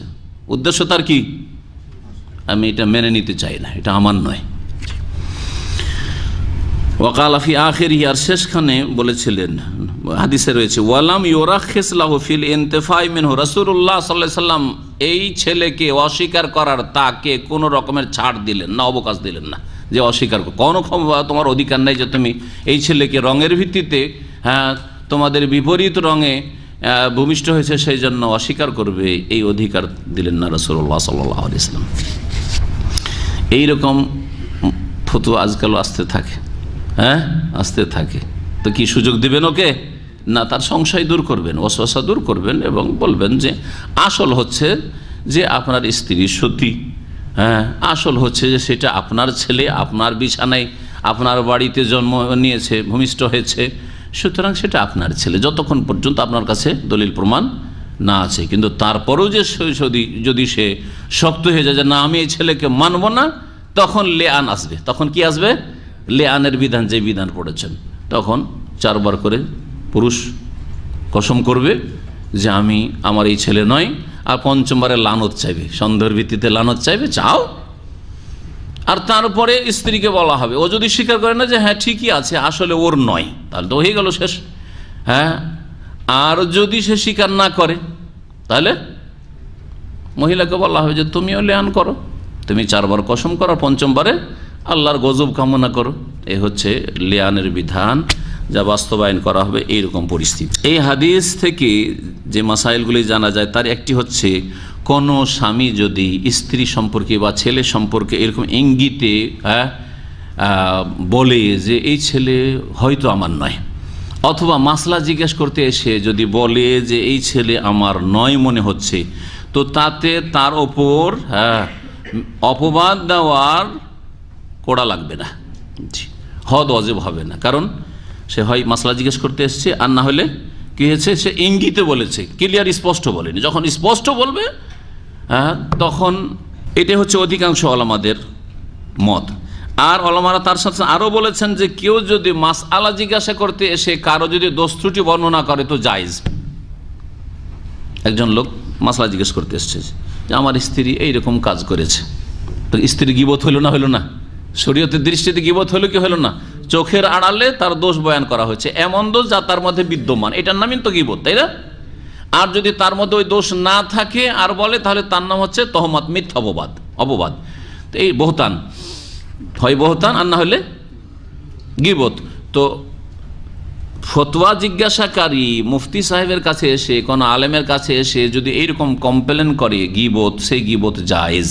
কয়েকটি ক্ষেত্রে যে গীবত জায়েজ, তার একটি ক্ষেত্র হচ্ছে এই ইমাম নবী রহমতুল্লাহ আলাইহি তার সহিহ মুসলিমের ভাষ্যে উল্লেখ করেছেন, এবং রিয়াজুস সলিহিনও ওই বৈধ ক্ষেত্রগুলি তিনি বিস্তারিত উল্লেখ করেছেন। যারা অতিরিক্ত জানতে চান জেনে নেবেন। আমার একটা আলোচনাতে আছে, যে আলোচনাগুলিতে আকীদাগত ভুল টুল ধরেছি কিছু লোকের বা কিছু ফিরকার দলের, তো তাতে আমি কিন্তু ভূমিকাতে এটা বিস্তারিত আলোচনা করেছি যে এইগুলো হচ্ছে বৈধ। ওই রকমই একজন স্ত্রী যদি মাসলা জিজ্ঞেস করতে যায়, তার স্বামীর চরিত্র খারাপ, মাসিক অবস্থায় সহবাস করতে চায়, পায়ুপথ ব্যবহার করতে চায়, আর গিয়ে যদি কোনো আলেমকে, মুফতিকে যে জিজ্ঞেস করে যে আমার স্বামী এইরকম করছে, জায়েজ না জায়েজ নয়, কাজটা তো গীবত তো কাবিরা গুনাহ, কিন্তু এই কাবিরা গুনাহ তখন জায়েজ তার জন্য কি জায়েজ। ওলামারা শুধু এই ক্ষেত্রে বলেছেন যেহেতু ব্যক্তিগত চরিত্র, সেই জন্য সে যদি নামটাকে লুকিয়ে বলে যে কোনো একজন লোক কোনো এক মহিলার ওপর এই রকমের অত্যাচার করছে বা এইরকম খারাপ আচরণ করছে, যদি বলে তো ভালো, আমার স্বামী এরকম করছে বা অমুক ব্যক্তি, তার নাম ধরে অমুক ব্যক্তি এরকম করছে, না বলে যদি বলে একজন লোক তার স্ত্রীর সাথে সহবাস করছে মাসিক অবস্থায়, ধরেন উদাহরণস্বরূপ, অথবা এইরকম কোনো জুলুম অত্যাচার করছে ইত্যাদিতে, যে কোনো অভিযোগের ক্ষেত্রে হইতে পারে। নাম না ধরে যদি মাসলা জিজ্ঞেস করা হয়ে যায় তাহলে এটা সবচাইতে ভালো। কোনো একজন লোকের ধরেন চরিত্রে খারাপ দেখছেন, কিছু চুরি করে, আত্মসাৎ করে বা কোনো অবৈধ কাজ করে, ধরেন আপনি মাসলা এসে জিজ্ঞেস করছেন আমাকে, আর ওই লোককে চিনি আমি, আপনি যদি নাম ধরে বলেন যে অমুক ব্যক্তি এরকম কাজ করছে, তো জায়েজ কি না? আপনার গীবত করার উদ্দেশ্য না, ইন্নামাল আমালু বিন্নিয়াত, আপনার উদ্দেশ্য হচ্ছে ইসলাম মাসলা জিজ্ঞেস করা যে এইরকম কাজ করছে, ইসলাম সংশোধন করে, মাসলা জিজ্ঞাসা করা, তো কী করা যায়, জি, পরামর্শ নেওয়া জায়েজ। কিন্তু যদি নাম না বললে কোনো এক ব্যক্তি, জনৈক ব্যক্তি এরকম কাজ করেছে, একজন সেন্টারে আসে এইরকম কাজ করছে, তো কি করা যেতে পারে, তো এটা সবচেয়ে ভালো, উত্তম। কিন্তু ওয়াজিব নয়, এটা ফরজ নয়, নাম উল্লেখ করা যেতে পারে। মুস্তাফতি, ফতোয়া জিজ্ঞাসাকারী মুফতিকে বা আলেমকে নাম ধরে অভিযোগ করতে পারে। এইরকমই যদি জুলম হয়, কারবে জুলম করা হয়েছে, টাকা ধার নিয়ে দিচ্ছে না, এখন দেখছি যে এর কাছ থেকে টাকাটা যদি উঠাইতে হয় তো একটু অভিযোগ করতে হবে হয় আদালতে, আর না হলে দেখি শাইখের কাছে গিয়ে, এই লোকটি তো সেন্টারে আসে, দেখি শাইখকে বলে দেখি, এসে যদি বলে যে অমুক ব্যক্তি আমার কাছে টাকা নিয়েছে 1 সপ্তাহ বলে 1 বছর হয়ে গেল দিচ্ছে না, তো জায়েজ কি না? জায়েজ, ঠিক আছে না? নাম না বলে যদি কাজ হয় তাহলে উত্তম, কিন্তু এই ক্ষেত্রে নাম না বলে হবে না, নাম না বলে হবে না। হিন্দা যখন মুসলমান হইল, ইসলাম গ্রহণ করলো, আবু সুফিয়ান একটু কৃপণ মানুষ ছিলেন রাদিয়াল্লাহু আনহু, তখন বললেন যে ইন্না আবু সুফিয়ান রাজুলুন শাহীহুন, লোক ভালো, সচ্ছল কিন্তু কৃপণ, শাহী মানে অত্যন্ত কৃপণ। লা ইউনফিকু আলা আহলিহি ওয়া ওয়ালাদিহি, খরচ করতে চায় না যতটা প্রয়োজন, বিল মারুফ খরচ করতে চায় না যতটা সেখানকার প্রথাগতভাবে বা সামাজিকভাবে পারিবারিকভাবে লাগে, খরচ করতে চাই না, তো আমি কি লুকিয়ে চুরিয়ে নিতে পারবো? তো হিন্দা নাম ধরে বলেছেন আবু সুফিয়ান আমার স্বামী এরকম কাজ করেছে, জায়েজ। নবী সাল্লাল্লাহু আলাইহি ওয়াসাল্লাম কথা বললেন না, তুমি নামটা বললে এটা গীবত হয়ে গেল, তুমি বলতে যে কোনো এক লোক, এরকম তো বললেন না, সেজন্য জায়েজ। নাম ধরেও অভিযোগ করা জালেম সম্পর্কে, অথবা কোনো ব্যক্তি, যেমন বললাম এইরকম মাসলা মাসাইল জিজ্ঞেস করার ক্ষেত্রে জায়েজ। ছেলে মেয়ে যখন ভূমিষ্ঠ হবে তখন আসল হচ্ছে যে তার মাতা পিতার সাথে সম্পৃক্ত করা হবে, আসল হচ্ছে যে এই ছেলে এই মায়ের এই বাপের, যদিও রং ভিন্ন হয়, এটা হচ্ছে শরীয়তের। শুধু রঙের ভিত্তিতে ছেলে মেয়েকে অস্বীকার করা জায়েজ নয়, এটি হচ্ছে ওলামাদের মত। শরীয়তের বিধান হচ্ছে যে বংশের ক্ষেত্রে সতর্কতা অবলম্বন করা এবং শুধু অনুমান ভিত্তিক সন্দেহের ভিত্তিতে অস্বীকার করা কারো বংশকে, এটা জায়েজ নয়। জি, এইরকমই কারো সম্পর্কে এরকম বলা যে এই ছেলেটা এমনিতে কারো শত্রুতাই, হ্যাঁ যারও সন্তান, হ্যাঁ অমুক যারও সন্তান, যারা এইরকম কাজ করে তারা যারও সন্তান, এরকম কথা শুনেছি, তাই না? বলা যায় যে নয় কাউকে যারও সন্তান বলা, এটা তো কোড়া খেতে হবে। কাউকে যদি জড় সন্তান বলেন তাহলে কি করতে হবে, হয় প্রমাণ দিতে হবে, আর না হলে আদালতে কেস হলে, ইসলামিক আদালতের শাস্তি হচ্ছে যে ফাজলিদুহুম সামানিনা জালদা, 80টি বেত্রাঘাত করতে হবে।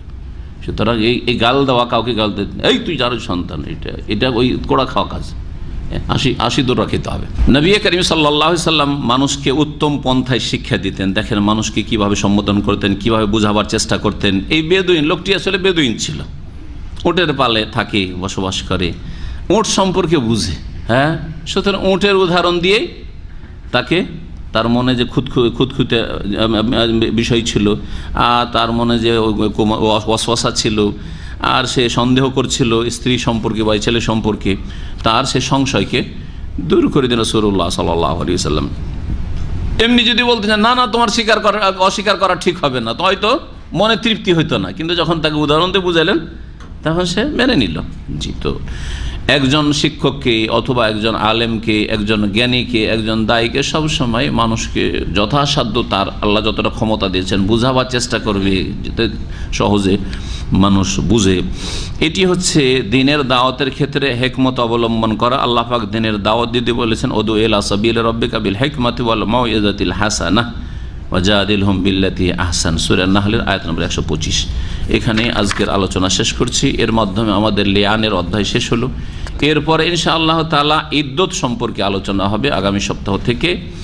ইদ্দত, তালাকের ইদ্দত কি, তারপরে বিধবাদের ইদ্দত কি, এসব ইদ্দত সম্পর্কে বিস্তারিত আলোচনা হবে। সাল্লাল্লাহু আলাইহি ওয়া সাল্লাম নবিয়ানা মুহাম্মদ ওয়া আলা আলিহি ওয়া সাহবিহি আজমাইন। বিশেষ করে দোয়া করেন বার্মার মুসলিমদের জন্য, সিরিয়ার মুসলিমদের জন্য।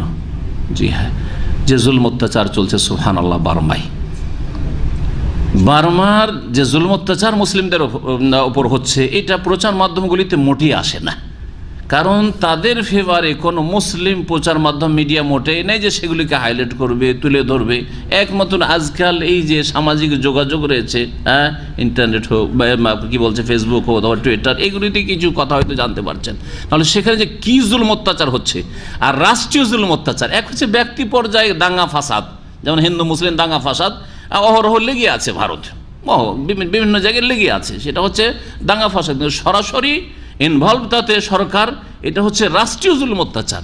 তো সেখানে জাতিগত বুদ্ধিস্ট জালেমদের যে জুলম অত্যাচার হচ্ছে ওটা তো হচ্ছেই, কিন্তু সরকার রাষ্ট্রীয়ভাবে জুলম অত্যাচার করছে রোহিঙ্গা মুসলিমদের ওপর, যারা আসলে বাঙালি মুসলিম। রোহিঙ্গাদের প্রাচীন ইতিহাস রয়েছে, সেখানে ইসলামিক স্টেট ছিল, ইসলামিক হুকুমত ছিল, এবং তারা এই বাংলার জমিন থেকে সেখানে হিজরত করে সেখানে গিয়ে ইসলামী আইনের বাস্তবায়ন করে দীর্ঘকাল ধরে সেখানে ইসলামিক স্টেট কায়েম থাকে। তারপরে এই বুদ্ধিস্ট জালেমরা সেই দেশটি দখল করে, সেই রোহিঙ্গা এলাকাদের যে এলাকা আরাকান দখল করে। এরা আসলে বাংলার জমিনের লোক। আমি তাদের ইতিহাস পড়েছি, দেখেছি যে মুর্শিদাবাদে যখন মুসলিম শাসকরা নওয়াবরা ছিলেন, যেমন সিরাজউদ্দৌলা, তারপরে তার আগে যেসব মুর্শিদ কুলি খান, তার নামে মুর্শিদাবাদের নাম মুর্শিদাবাদ। বাংলা এবং আসামের অখণ্ড বাংলা, তখন বর্তমান বাংলাদেশ এবং পশ্চিমবঙ্গ আর আসাম, এই বিশাল যে মুসলিম রাজত্ব ছিল, এখান থেকে মুজাহিদিনগণ গিয়েছিলেন এবং মুসলিমরা সেখানে হিজরত করেছিলেন, সেখানে ইসলামিক স্টেট কায়েম হয়েছিল। তাদেরই বংশধর এরা মুসলিম, আমাদের দিনী ভাই, আমাদের ভাষাভাষী, আমাদেরই জাতি। তারা শুধু এখন বর্ডার হয়েছে, মানুষের তৈরি করা বর্ডার তৈরি হয়েছে, এতে আমাদের সম্পর্কের কোনো পার্থক্য হয় না। সে বর্ডারের ভিতরের লোক হোক আর বর্ডারের বাইরের লোক হোক, আমার ভাষাভাষী হোক আর আমার ভাষা ছাড়া ভিন্ন ভাষাভাষী হোক, আমাদের সম্পর্ক হচ্ছে ইন্নামাল মুমিনুনা ইখওয়া, নিশ্চয়ই মুমিনরা, ইমানদাররা পরস্পর ভাই বোন, যেখানেই হোক না কেন, যেই ভাষাভাষী হোক না কেন, যেই রং বর্ণের হোক না কেন। জুলম তো সারা বিশ্বের সব জায়গায় প্রায় মুসলিমদের ওপর চলছে, কিন্তু বিশেষ করে সিরিয়া আর বার্মা। আল্লাহ পাকের কাছে দোয়া করেন, আমরা এই দোয়া ছাড়া বেশি কিছু করার ক্ষমতাও আজকাল রাখি না। না আমাদের কাছে রাষ্ট্রীয় কোনো ক্ষমতা আছে যে তা দিয়ে কিছু করব, না আমাদের কাছে সেখানে যাওয়ার মতো কোনো রাস্তা খোলা আছে যে সেখানে গিয়ে আমরা বা আমাদের কেউ গিয়ে সেখানে করে এই মজলুমদের পাশে দাঁড়াবে এবং তাদের সাহায্য করবে। অথচ আল্লাহ ফরজ করেছেন, রাসূলুল্লাহ সাল্লাল্লাহু আলাইহি ওয়াসাল্লাম বলেছেন, উনসুর আখাকা জালেমান আও মাজলুমান, তোমার ভাইয়ের সাহায্য করো, সে জালেম হলেও সাহায্য করো আর মজলুম নির্যাতিত হলেও সাহায্য করো। সহিহ বুখারীর হাদিস। সাহাবীরা বলে, ইয়া রাসূলুল্লাহ হাযাল মজলুম, মজলুমের তো সাহায্য করব, যে নির্যাতিত তার তো সাহায্য করব, হ্যাঁ, তাহলে জালেমের কি করে আবার সাহায্য করে? জালেমের কি করে সাহায্য? জালেম মারছে, খুন করছে, অত্যাচার করছে, লুটপাট করছে, বাড়ি ঘর জ্বালাচ্ছে, ওর আবার কি করে সাহায্য করব, হেল্প করব? বলছে তাকুফহু আনি জুলমে, তার জুলম করায় বাধা দেবে, জুলমের হাতকে ভেঙে দেবে।